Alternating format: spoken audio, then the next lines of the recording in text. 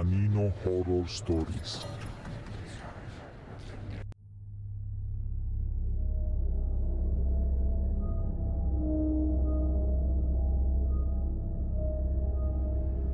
Magandang araw po, Sir Dave. Ako po si Hana. Isa po akong tahimik na tagapakinig ng inyong channel. Sa totoo lang, madalas ko pong pinapakinggan ang inyong mga kwento habang pauwi ako galing trabaho o kapag gabi na at hindi ako makatulog. Hindi ko po inakalang may sarili rin pala akong karanasang ganito. Isang bagay na hanggang ngayon ay hindi ko pa rin maipaliwanag. Umaasa po ako na mababasa ninyo ang liham na ito at sana ay maitampok ninyo sa inyong YouTube channel. Ang kwento pong ibabahagi ko ay nangyari noong taong 2016. Noong nagtatrabaho pa ako sa isang kilalang mall. Maaga pa lang, nasa mall na ako. Karaniwan sa amin na dumating bandang alas 6:30 ng umaga para makapaghanda bago magbukas ang mga tindahan. Sa ganitong oras, kakaiba ang pakiramdam sa loob ng mall, maluwag, tahimik at parang may sariling mundo. Wala pang customers at ang maririnig mo lang ay ang mga paa ng janitors, ang tunog ng mop sa sahig at ang mahihinang usapan ng mga security guards. Ayon sa mga guard, may regular silang morning briefing sa open area malapit sa cinemas tuwing alas 7. Doon nagsimula ang kakaibang pangyayari. Habang naka-line up ang mga guard at nakikinig sa supervisor, may napansin silang isang lalaki sa di kalayuan. Suot niya ay simpleng damit, puti o minsan ay tila asul na t-shirt at shorts. Mukha siyang normal na customer. Walang kakaiba sa unang tingin. Naglalakad siya ng dahan-dahan papunta sa area ng mga movie posters. Huminto siya sa harap ng isang malaking glass cabinet kung saan naka-display ang posters ng mga palabas. Doon lang siya nakatayo, hindi gumagalaw, hindi rin lumilingon. Parang may pinagmamasdan siya na hindi nila makita. Napansin ng mga guard na hindi siya dumaan sa kahit anong entrance na bukas para sa staff. Wala ring event o dahilan para may pumasok na customer ng ganoong kaaga. Kaya minabuti nilang bantayan siya. Ayon sa isa sa mga guard na personal kong nakausap, ilang minuto nilang pinagmamasdan ng lalaki. Tahimik lang ito hanggang sa bigla raw itong humakbang pasulong, diretso sa glass cabinet at sa harap mismo ng kanilang mga mata. Pumasok ang buong katawan niya sa loob ng salamin. Walang tunog, walang basag, walang pintong binuksan. Isang iglap lang at nawala siya. Hindi na muling nakita. Akala ng iba, baka napaglaruan lang ng mata ang mga guard. Pero simula noon, mas dumami ang mga hindi maipaliwanag na pangyayari sa mall. At isa ako sa mga nakaranas. Isang araw, bago pa magbukas ang store namin, naglilinis kami ng sahig. Kakatapos lang namin mag-mop, malinis, tuyo, at walang kahit anong marka. Pero pagtalikod namin, may mga bakas ng paa. Maputik, malinaw ang hulma, parang bagong apak lang. Nagkatinginan kami ng kasama ko. May pumasok ba? Tanong ko, umiling siya. Wala, sarado pa. Sinundan namin ang mga yapak. Papunta ito sa section ng mga pambata. At doon namin nakita mas maliliit na footprints parang sa bata pero walang batang pumasok. Akala namin doon na matatapos ang kababalaghan pero mas lumala pa. May isang pagkakataon na napatingin ako sa pader habang naglilinis. Sa unang tingin wala kang mapapansin pero nang tumama ang ilaw sa tamang anggulo, nakita ko mga bakas ng paa umaakyat mula sa hig, paakyat sa pader hanggang kisame. Hindi ito pintura, hindi rin dumi na basta-basta matatanggal. Parang marka na naiwan ng isang bagay na hindi dapat nandoon at kahit ilang beses naming linisin, bumabalik sila. Minsan nawawala ang putik pero ang bakas nananatili parang sariwa at bagong apak. Dahil sa dami ng reports, hindi lang mula sa amin kundi pati sa ibang stores, napilitan ng management na gumawa ng aksyon. Nagpa-blessing sila sa buong mall. May mga pari na nag-ikot, nagdasal at nagwisik ng holy water sa bawat sulok. Pero may isa pang ginawa na hindi ko malilimutan. Naglagay sila ng asin sa mga hallway, sa entrances, at kahit sa harap ng mga stores. Kinabukasan, pagdating ko, may asin sa harap ng glass door namin. Makapal, hindi lang basta konti, parang may gustong pigilan na pumasok. O baka may gustong hindi palabasin. Hindi ko alam kung ano talaga ang nakita ng mga guard noong umagang iyon. Hindi ko rin maipaliwanag kung kanino galing ang mga yapak na iyon. Pero isang bagay ang sigurado. Hindi lang kami ang nandoon sa mall tuwing umaga. May iba. Tahimik. Hindi nakikita. Pero nag-iiwan ng bakas. At kung minsan, hindi lang yapak ang iniiwan nila. Sir Dave, maraming salamat po sa pagbibigay buhay sa mga kwentong tulad nito. At sa mga nakikinig, sa susunod na makakita kayo ng bakas ng paa sa isang lugar na dapat ay malinis at walang tao, siguraduhin ninyong alam ninyo kung sino ang nag-iwan nito. Baka kasi hindi na siya tao.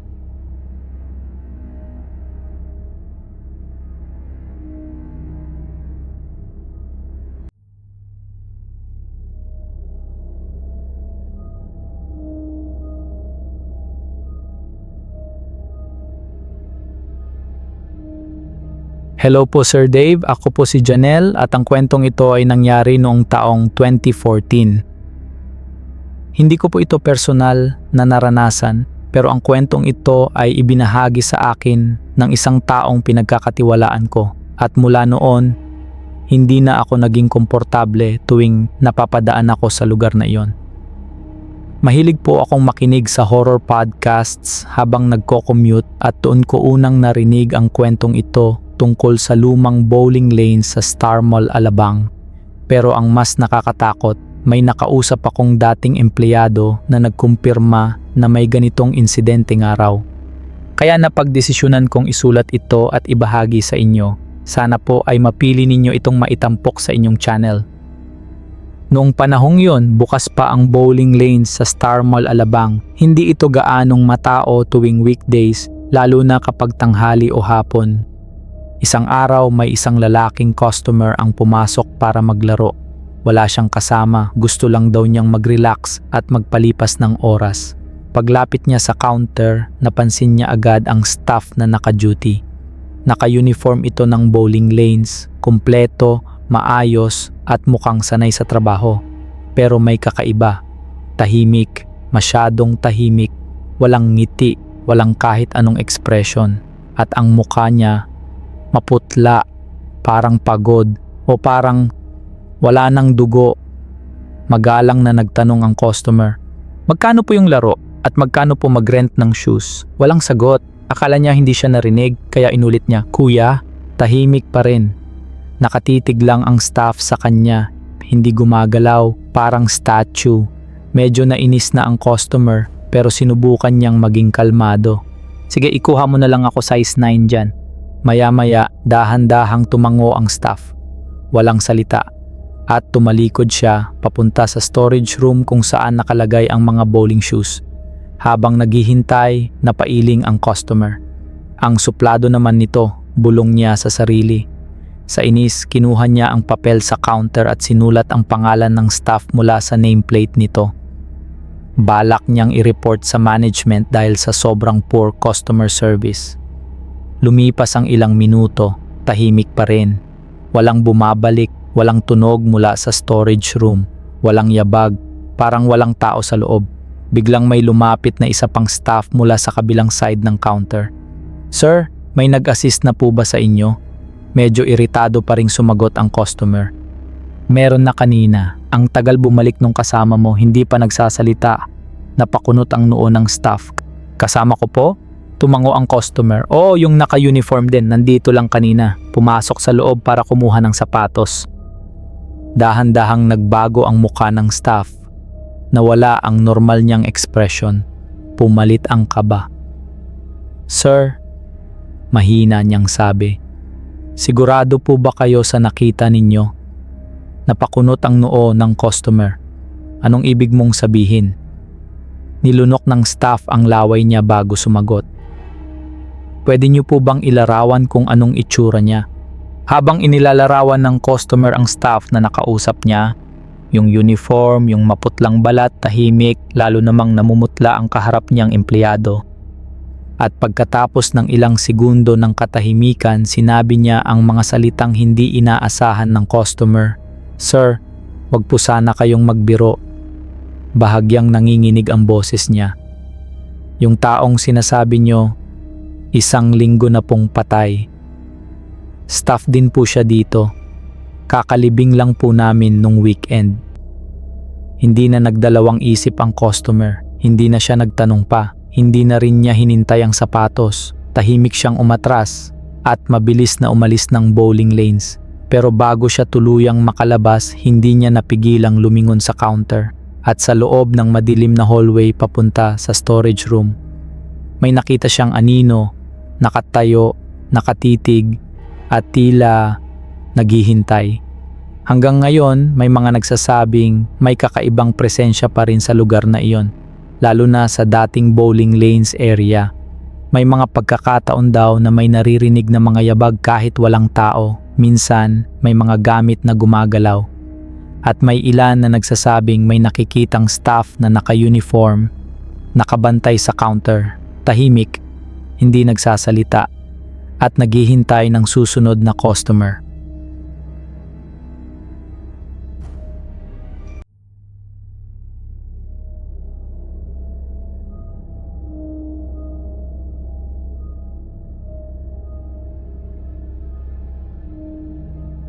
Hi Sir Dave, ako po si Desiree.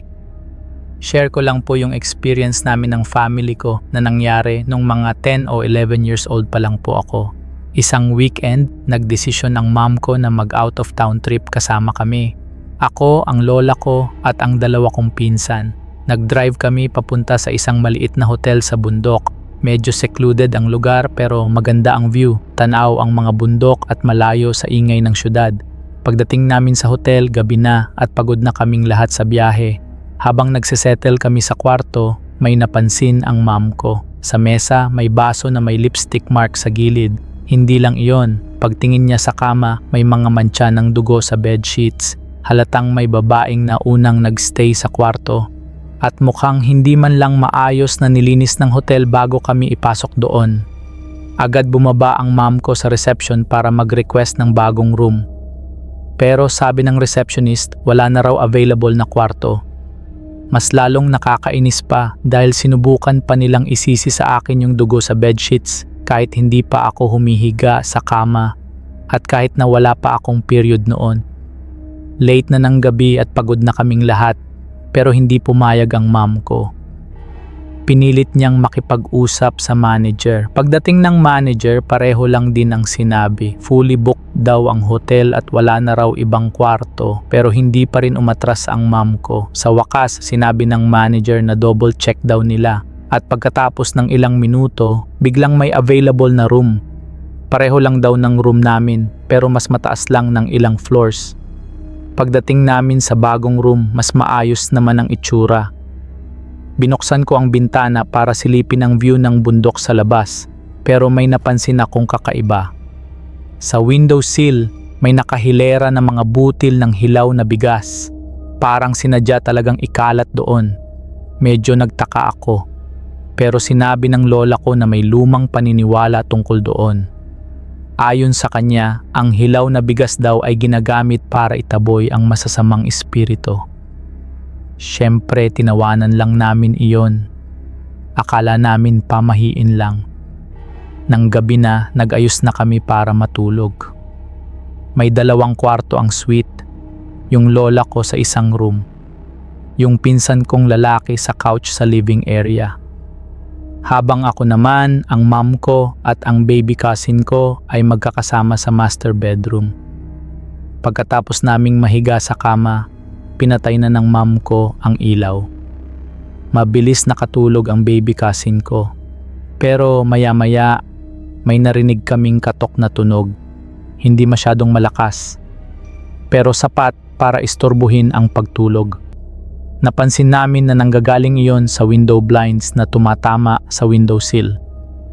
Tumayo ang mom ko para i-check kung sarado ang bintana. Sarado naman. Mahigpit pa nga. At doon niya napansin May mga butil din ng bigas sa windowsill ng kwarto namin. Pero kahit sarado ang bintana, gumagalaw pa rin ang blinds. Parang may hangin na tumutulak sa kanila. Pero wala namang kaming nararamdaman na hangin. Binuksan ng mom ko ang ilaw para makita ng mabuti. At sa mismong sandaling umilaw ang kwarto, tumigil ang blinds. Biglang tumahimik, nagkatinginan kami. Sinabi ng mom ko na baka may weird ventilation system lang ang hotel. Siguro raw gumagana lang kapag patay ang ilaw. Bumalik kami sa kama, pinatay ulit ang ilaw, at agad nagsimula ulit ang ingay. Mas malakas na ngayon. Kita na namin ang blinds na paulit-ulit na tumatama sa windowsill. Binuksan ulit ng mom ko ang ilaw. At tulad ng kanina, biglang tumigil. Tumayo ulit siya at sinuri ang bintana, pader, pinto, lahat. Walang butas, walang hangin. Walang kahit anong makakapagpaliwanag kung bakit gumagalaw ang blinds. Doon ko na naramdaman na may mali talaga. May kakaibang pakiramdam sa kwarto. At ramdam ko na nararamdaman din iyon ng mom ko. Bilang isang Christian, nagsimula siyang magdasal ng malakas. Habang ako naman, nagtago lang sa ilalim ng kumot sa sobrang takot. Maya-maya, tumigil ang ingay. At sa kabutihang palad, wala nang ibang nangyari hanggang umaga. Kinabukasan, nag-check out kami agad sa hotel at umuwi na. Akala namin tapos na ang lahat. Pero may nalaman ang mom ko makalipas ang ilang araw. May isang balita tungkol sa hotel na iyon. May isang tao raw na nagpakamatay doon 1 taon bago kami nagstay. Tumalon siya mula sa bintana ng hotel. Hindi sinabi sa article kung anong kwarto iyon.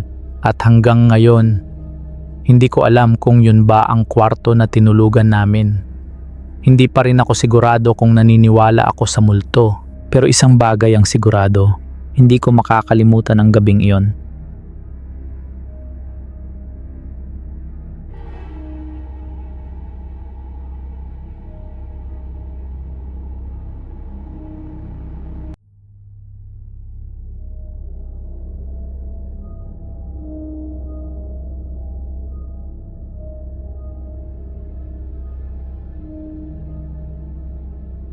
Magandang araw po Sir Dave, tawagin niyo na lang po ako sa pangalang Dennis.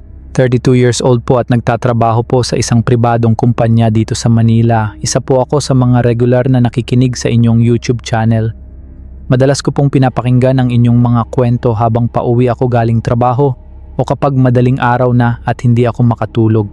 Nakakatulong po kayo na gawing mas buhay ang mga kwento ng kababalaghan. Pero hindi ko po inakalang may sarili rin akong karanasan na maibabahagi. Nangyari ito noong taong 2018 sa isang corporate compound sa Clark, Pampanga kung saan ako nagtatrabaho noon. Malaki ang compound ng kumpanya namin. May 5 magkakatabing building, may mga office spaces at may ilang residential units sa paligid kung saan nakatira ang mga foreign employees. Pero sa gitna ng maayos at modernong lugar na yon, may isang building na iba ang pakiramdam. Isa itong lumang medical facility. Dati raw doon dinadala ang mga empleyado kapag may emergency o kailangan magpa-check up.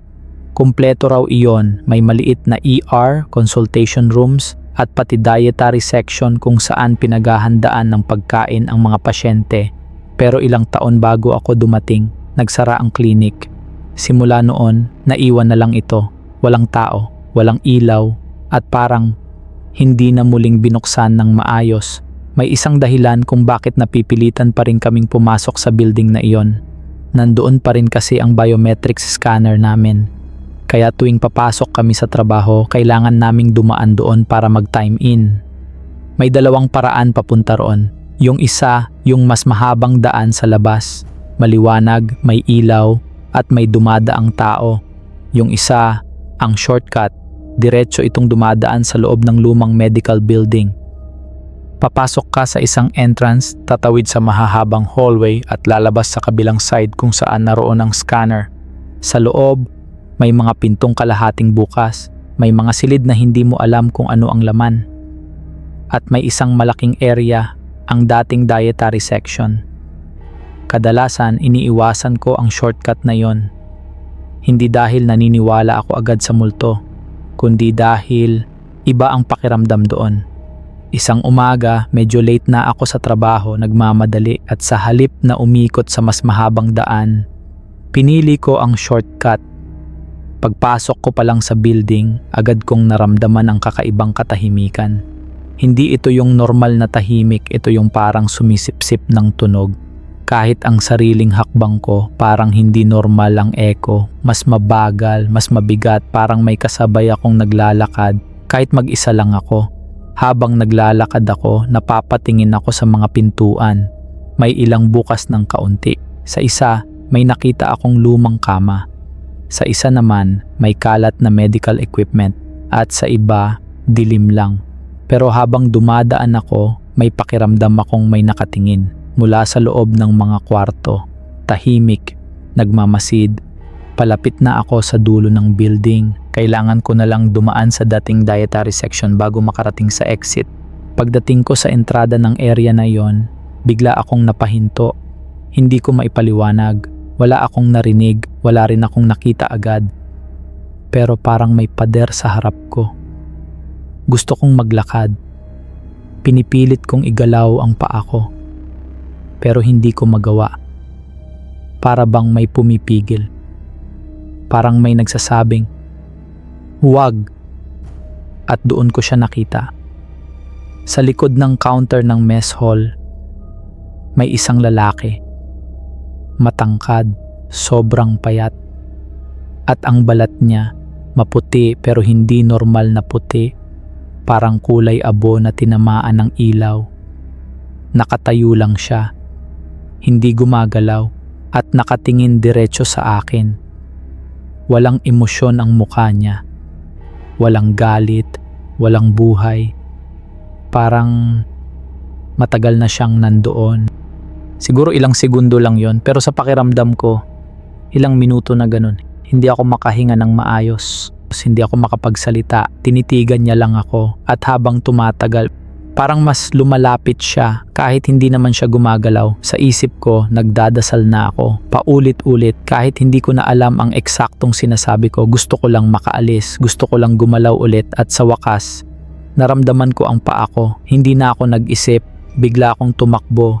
Diretso sa exit. Halos madapa ako sa bilis ko. Hindi ako lumingon. Hindi ako tumigil. Gusto ko lang makalabas. Pero bago ako tuluyang makalabas ng hallway, may narinig ako. Isang tawa, mahina, malalim, at malinaw na nanggaling sa likod ko. Sa mismong area na kinaroroonan niya. Hindi ito tawang masaya. Parang may natutuwa sa takot ko. Parang may nakuha siya. Paglabas ko ng building, hindi ako agad nakahinga ng maayos. Diretso ako sa biometrics, nanginginig pa rin. Tinanong ako ng katrabaho ko kung okay lang ako. Hindi ko masagot agad. Simula noon, hindi na ako dumaan sa shortcut na iyon. Kahit gaano pa ako ka-late, kahit gaano pa kahaba ang iikutan ko, mas pipiliin ko ng mapagod kaysa maranasan ulit ang pakiramdam na iyon. Dahil alam kong may naiwan sa loob ng building na iyon at hindi siya basta alaala lang, nandun pa rin siya, naghihintay. Sir Dave, akala ko po doon na matatapos ang karanasan ko sa lumang medical building yung araw na nakita ko ang lalaking nakatingin sa akin sa dietary section. Akala ko kapag iniwasan ko na ang shortcut, wala na akong mararanasan. Pero nagkamali ako dahil sa likod ng building na yon, may mas matindi pa palang naghihintay. Sa likod ng lumang hospital, may isa pang building. Hindi ito gaanong napapansin dahil natatakpan ng mga puno at halos hindi na ginagamit. Medyo kalawangin na ang mga gilid at may mga bahagi na parang unti-unti nang kinakain ng panahon. Ayon sa mga matatagal ng empleyado, iyon daw ang dating facility para sa mga cancer patients. Doon daw dinadala ang mga pasyenteng malala na ang kondisyon. Yung mga taong alam na nilang malapit na ang katapusan. Hindi ko alam kung gaano karami doon ang totoo, pero base sa mga naranasan ko, may naiwan doon. Dahil sa nature ng trabaho ko, may panahon na napilitan akong magstay sa building na yon. Hindi man buong gabi, pero sapat para maranasan ko ang mga bagay na hindi ko maipaliwanag. Sa una, normal lang, tahimik, masyadong tahimik. Pero habang tumatagal, may pakiramdam kang hindi ka nag-iisa. May isang event noon kaya kailangan naming mag-overtime. Pagod na kaming lahat, halos walang tulog. Pero dahil sa trabaho, tuloy lang para hindi kami antukin, nagkukwentuhan kami, nagbibiruan, medyo maingay hanggang sa psst! Bigla itong umaling-aungaw sa buong building, malakas. At parang tumama sa bawat kurbada ng dingding, biglang tumahimik ang lahat. Ano yon? Tanong ng isa kong kasama, pero sa akin alam ko na agad, yung pakiramdam, yung bigat sa dibdib, sumakit ang ulo ko at parang may pressure na pumipiga sa sentido ko. Ganyan ang pakiramdam ko tuwing may presensya. Dahan-dahan akong lumingon sa gilid at doon ko siya nakita. Isang matangkad na anino, nakatago sa likod ng pinto. Kalahati lang ang kita. Sumisilip ito at nakatingin sa amin. Hindi ko makita ang mukha niya, pero ramdam ko na galit siya. Parang naiinis sa ingay namin. Parang hindi niya gusto na nandoon kami. Hindi na kami nag-isip pa. Sabay-sabay kaming lumabas ng kwarto. Isang hapon naman, pauwi na ako. Tahimik ang building. Wala nang masyadong tao. Habang naglalakad ako sa hallway, may narinig akong mga bata. Nagtatawanan, nagtatakbuhan, parang naglalaro. Sa isip ko, normal lang. May residential area malapit, baka may mga batang nakapasok lang. Pagliko ko sa hallway, nakita ko sila. 4 na bata, naglalaro, tumatakbo, masaya sila. Ngumiti ako at kumaway. Kumaway rin sila pabalik. Paglabas ko ng building, biglang may malamig na hangin na dumaan sa likod ko. Hindi normal na hangin, parang may dumaan sa likod ko na hindi ko nakita. Napalingon ako at doon ko sila nakita ulit. Yung parehong mga bata, parehong muka, parehong damit, pero ngayon, nasa labas sila, kasama ang isang matandang nagbabantay sa kanila, at kitang-kita ko, kanina pa sila doon. Hindi sila pumasok, hindi sila dumaan sa hallway, hindi sila umalis sa pwesto nila. Nanlamig ang buong katawan ko. Kung ganun, sino yung mga batang kinawayan ko sa loob? Simula noon, mas naging maingat na ako. Hindi na ako nagtatagal sa lugar na yon. Hindi na ako naglalakad mag-isa sa loob. At hindi na ako basta-basta nagtitiwala sa kung ano ang nakikita ko. Dahil natutunan ko na hindi lahat ng nakikita mo ay totoo. At hindi lahat ng hindi mo nakikita ay wala. Sir Dave, hanggang ngayon, kapag naaalala ko ang 2 building na yon, pareho kong nararamdaman ang takot, yung lumang hospital, kung saan may nakatingin at yung nasa likod kung saan may nakikinig. At minsan, sumasagot. Maraming salamat po, Sir Dave. Sana ay maibahagi ninyo ang kabuuan ng karanasan ko sa inyong channel.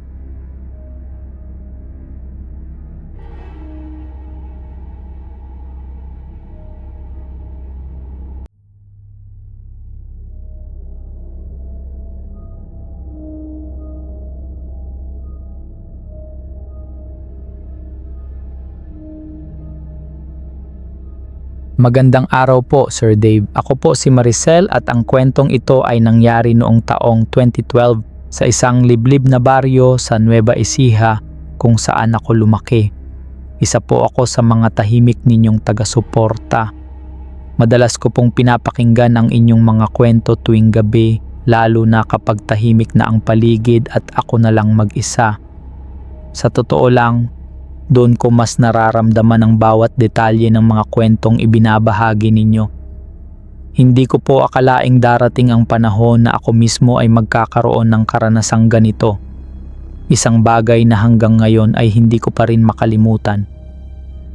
Sa likod ng bahay namin may isang lumang balon na matagal nang hindi ginagamit. Natabunan na ito ng lumot at halos matakpan na ng mga damo at ligaw na halaman.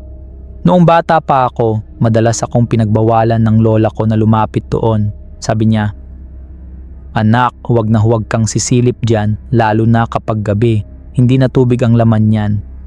Kapag tinatanong ko kung ano ang nasa loob, hindi siya sumasagot. Tatahimik lang siya tapos titingin sa balon na parang may naaalala. Akala ko noon, panakot lang niya yon, pero mali pala ako. Isang gabi ng tag-init na walan kami ng tubig. Walang lumalabas sa gripo kahit patak.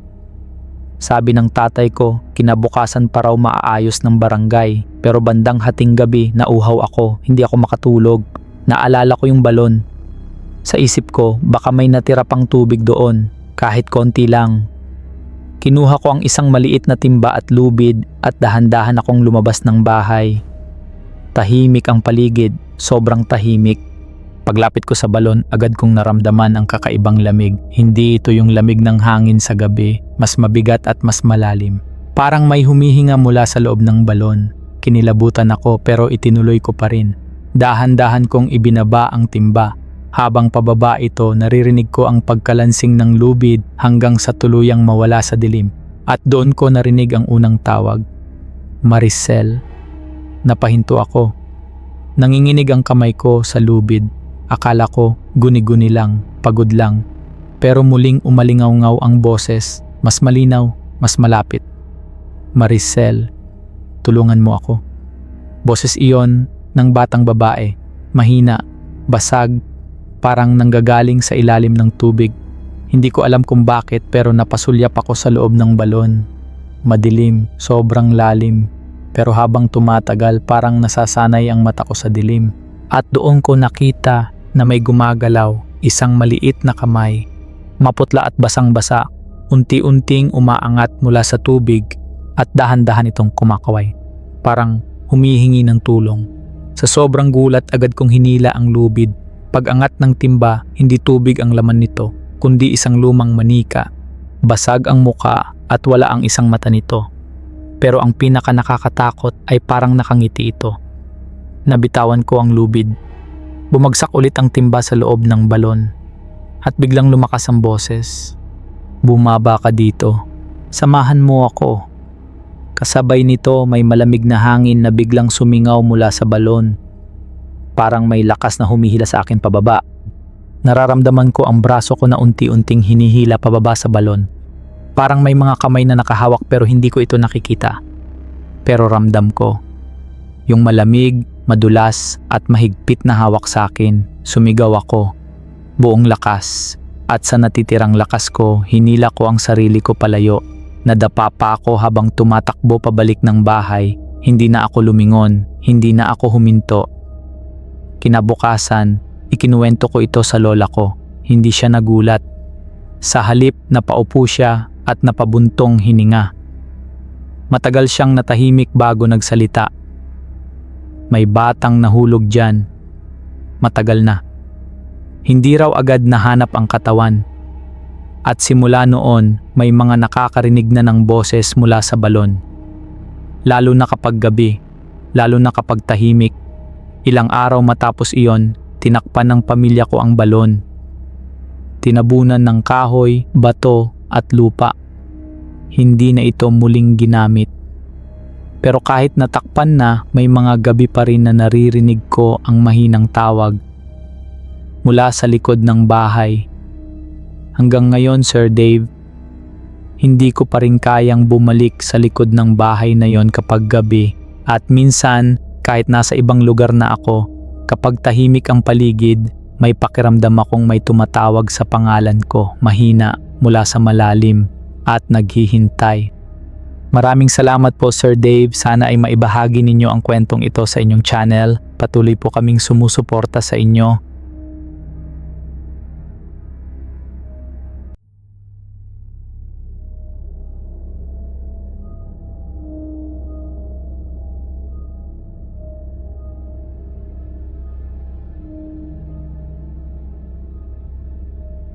Magandang araw po Sir Dave, ako po si Candy, 27 years old, isang nurse sa isang pribadong ospital sa Quezon City. Isa po akong matagal ng taga-subaybay ng inyong YouTube channel. Sa tuwing pinapakinggan ko ang inyong mga kwento, pakiramdam ko ay hindi ako nag-iisa sa dilim, kahit na minsan mas lalo pa akong natatakot. Hindi ko po akalaing darating ang panahon na ako mismo ay magkakaroon ng karanasang hindi ko maipaliwanag. Isang bagay na hanggang ngayon ay dala ko pa rin, hindi lang sa alaala kundi sa pakiramdam. Ang kwentong ito ay nagsimula noong taong 2021. Bilang nurse, sanay na ako sa pagod, puyat at mga pasyenteng nasa bingit ng kamatayan. Marami na akong nakita, mga taong lumalaban para mabuhay at mga taong tuluyang sumusuko. Sa totoo lang, iyon na ang tingin kong pinakanakakatakot, ang mawalan ng buhay. Hindi ako madaling maniwala sa multo. Para sa akin, mas totoo ang sakit kaysa sa kababalaghan. Pero nagbago yon. Galing ako sa 12-hour shift. Halos hindi na ako makaramdam ng sarili kong katawan sa sobrang pagod. Pagdating ko sa apartment, hindi na ako nagpalit ng damit.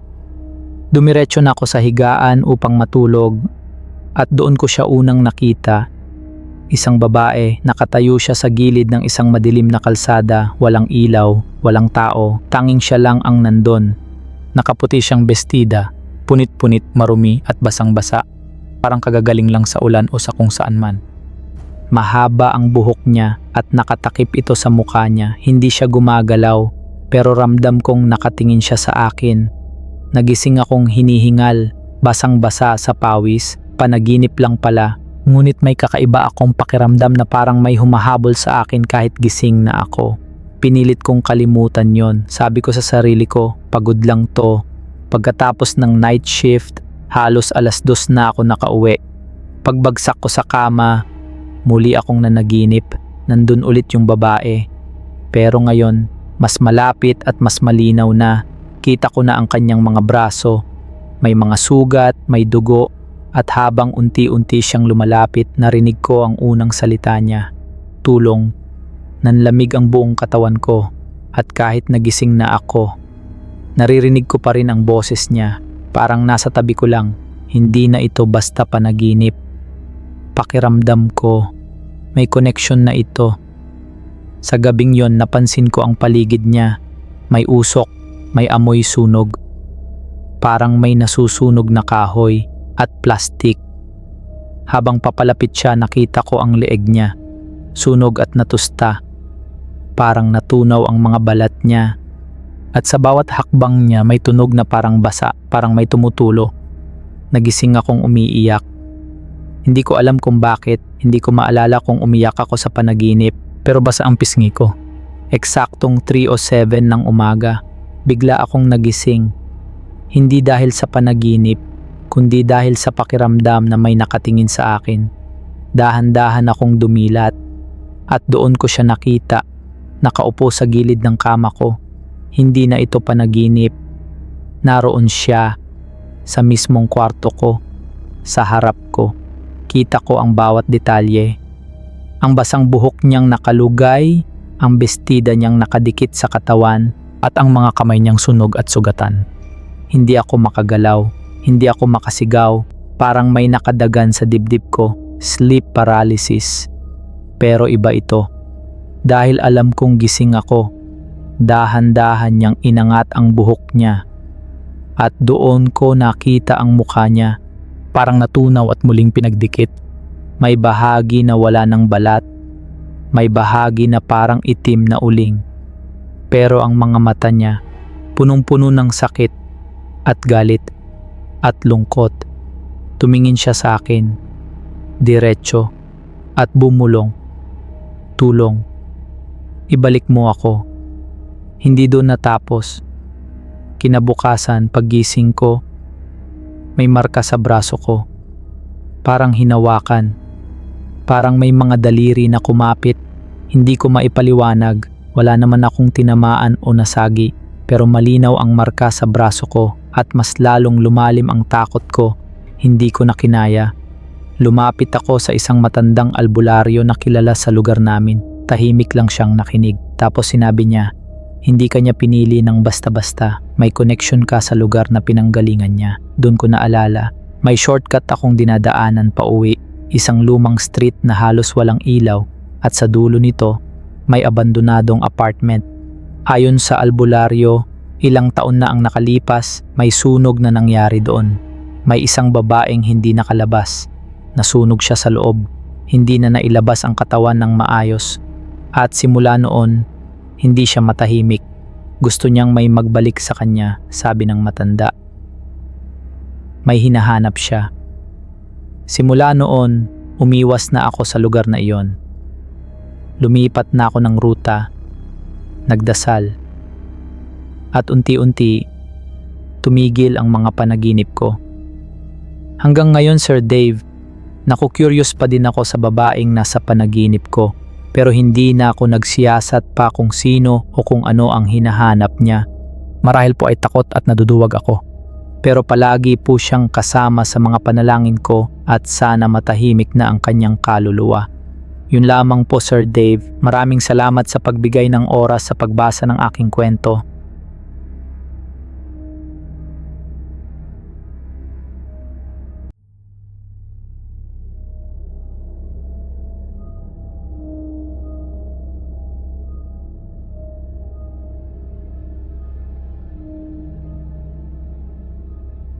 Magandang araw po, Sir Dave. Isa po akong matagal ng taga-subaybay ng inyong YouTube channel. Madalas ko pong pinapakinggan ang inyong mga tampok na kwentong katatakutan, lalo na tuwing gabi habang mag-isa ako sa kwarto. Hindi ko po akalaing darating ang panahon na ako mismo ay magkakaroon ng karanasang karapat-dapat ibahagi.